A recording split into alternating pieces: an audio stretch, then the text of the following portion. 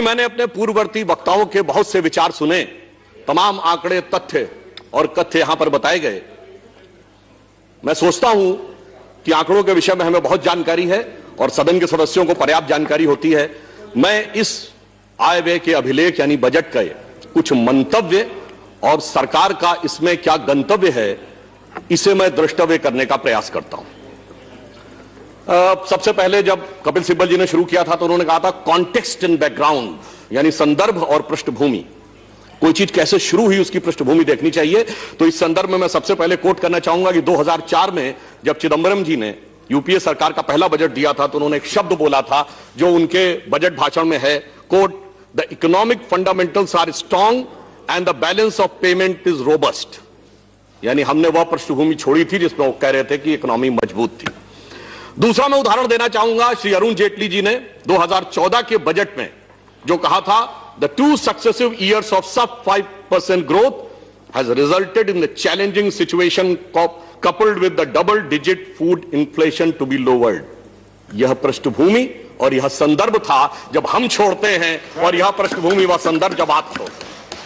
बहुत से हमारे सदस्यों ने कोविड की बीमारी का उल्लेख किया तो हमारे प्रतिपक्ष के सदस्यों ने कहा कि साहब कोविड से पहले भी तो अर्थव्यवस्था बड़ी अच्छी स्थिति में नहीं थी और उसका मूल कारण मोदी सरकार की नीतियां थी उनके अनुसार। तो मैं इस विषय में कोट करना चाहता हूं कि आईएमएफ की डायरेक्टर हैं क्रिस्टेलिना जॉर्जीवा। उन्होंने अपनी जो पहली स्पीच दी in the month of October 2019 which was based on the assessment of IMF in July 2019, क्या बोला उन्होंने? The global economy is now in a synchronised slowdown. Then she added in her speech that the deceleration will cause the global growth to slide down at the lowest since the start of the decade. She blamed the slowdown on the range of issues, but clubbing them under one common theme, that is the fracture, trade disputes taking a toll, and the global trade comes to the near standstill. यानी उन्होंने कहा कि 10 साल में सबसे खराब स्थिति में विश्व की अर्थव्यवस्था सिंक्रोनाइज्ड स्लो डाउन में थी। सभापति महोदय, जो रेंज ऑफ उन्होंने इश्यूज बताए उसमें मोदी सरकार का इशू कहीं नहीं था। इसलिए मैं कहना चाहता हूं कि जब हम वैश्विक धरातल पर देखते हैं तो कुछ हकीकत को भी देखने का प्रयास करें। इस बजट के बारे में बहुत सी बातें कही गई कि 1991 के बजट से तुलना करने का प्रयास किया गया। 1991 और आज के में एक भारी अंतर है। जैसा मैंने अभी आईएमएफ का कोट किया, हम लोग सुनते हैं ना दैविक भौतिक तापा, तो ये तो दैविक ताप था और 1991 भौतिक था। वो मैन मेड था, ये गॉड डिस्पोज्ड है। कैसे? देखिए, जब 1991 में हमारा बैलेंस ऑफ पेमेंट 1 बिलियन के भी नीचे रह गया था तो ऐसा नहीं कि 4 महीने की चंद्रशेखर जी की सरकार या 11 महीने की वीपी सिंह जी की सरकार में आ गया था। 1 दशक तक स्वर्गीय इंदिरा जी की 2/3 बहुमत की सरकार 80 से 85, फिर स्वर्गीय राजीव गांधी जी की 80 से 89 की सरकार रही थी। और 1980 में स्थिति क्या थी मैं बताना चाहता हूं। भारत का जो फॉरेन एक्सचेंज रिजर्व था वो $7 बिलियन था और चाइना का 2.55। कहां खड़ा था चाइना 80 में और कहां खड़े थे हम, और फिर कहां खड़ा हो गया वो और कहां खड़े हो गए हम। आप ये समझिए कि जब फॉरेन एक्सचेंज रिजर्व $1 बिलियन रह गया था उससे कम, वो 100 कब हुआ था? 2004 में अटल जी की सरकार में, और 500 कब हुआ?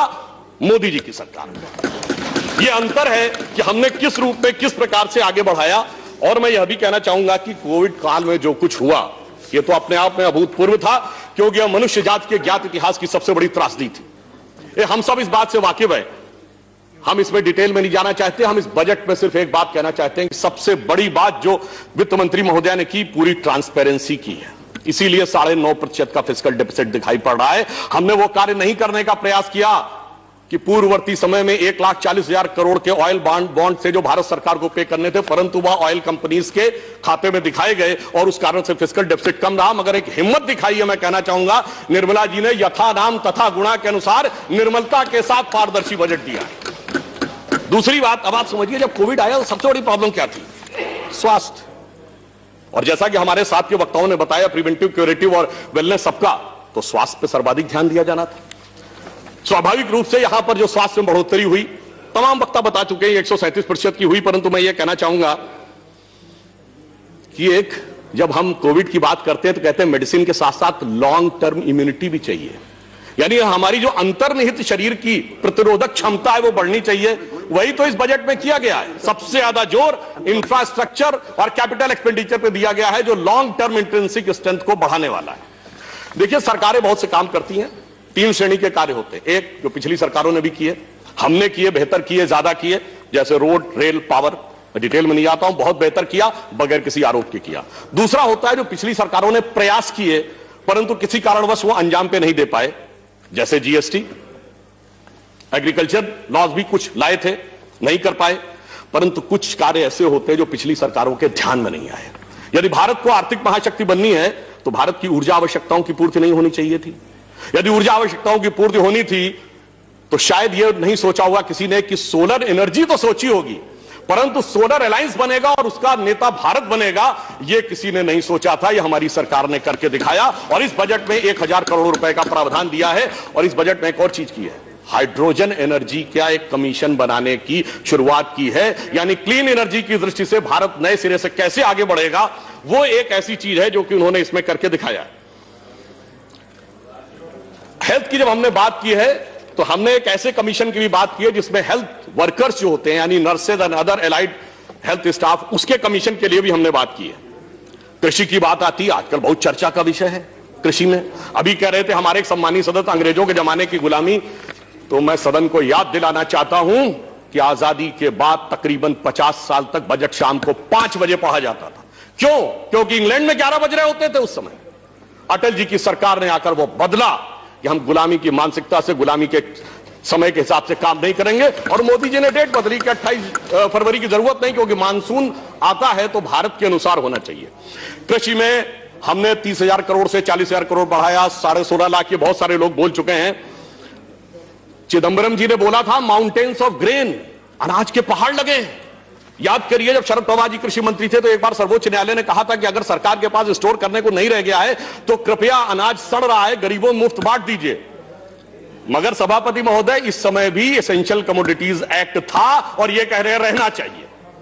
यानी एक तरफ कहते हैं हरित क्रांति लाकर हमने अब सारी चीजों से मुक्ति पा दी, उसके बावजूद इतना हमारे पास है कि माउंटेन्स ऑफ ग्रेन है, फिर भी होना चाहिए। कोई बात नहीं। अब एक पक्ष की तरफ मैं कृषि में ध्यान दिलाना चाहता हूं।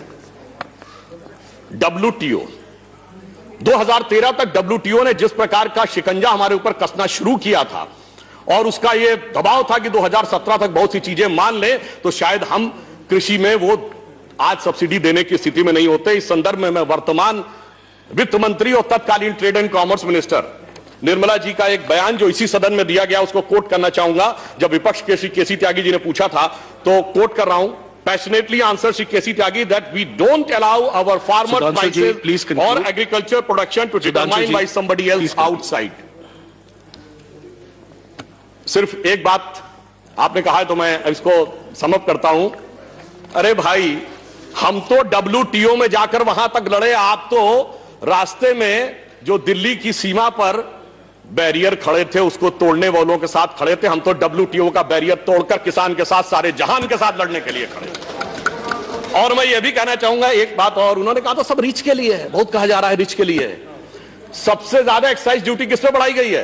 प्रीशियस स्टोन्स पे 7.5% से 15%। 2.5% एग्रीकल्चर सेस अलग से लगा है, किसके लिए? प्लीज, किसान के लिए। और 2.5% एग्रीकल्चर सेस किसके लिए? सोने और चांदी के लिए। यानी मणिमाणिक को महंगा किया है और अनाज को सहज किया है। एक पंक्ति कहूंगा, हम प्रेरणा कहां से लेते हैं? मणिमाणिक महंगे किए, सहजे तृण जल नाज, तुलसी सोई जानिए राम गरीब नवाज। और अंत में एक बात, एक वाक्य कह दूं, इसमें सबके लिए है। इसमें कृष्ण के लिए भी है, सुदामा के लिए भी है, कृष्ण के बड़े भाई बलदाऊ जिन्हें हलदर कहते हैं यानी किसान के लिए भी है, एकलव्य के लिए भी है, और जो बहुत बुजुर्ग हैं पितामह भीष्म और द्रोण के लिए भी है। परंतु एक गलती कंक्लूड कर दी है वित्त मंत्री जी ने कि शकुनी के लिए कुछ नहीं छोड़ा है। इस कारण से पासे फेंके जा रहे हैं महाभारत करने के लिए। परंतु आश्वस्त रहिए, जो बजट जानते कहां ले जाएगा? जो हम नित्य प्रार्थना करते हैं, परम वैभवम नेतुमेतत् स्वराष्ट्रम समर्था भवत्वा शिशाते भृशम। धन्यवाद। Thank you.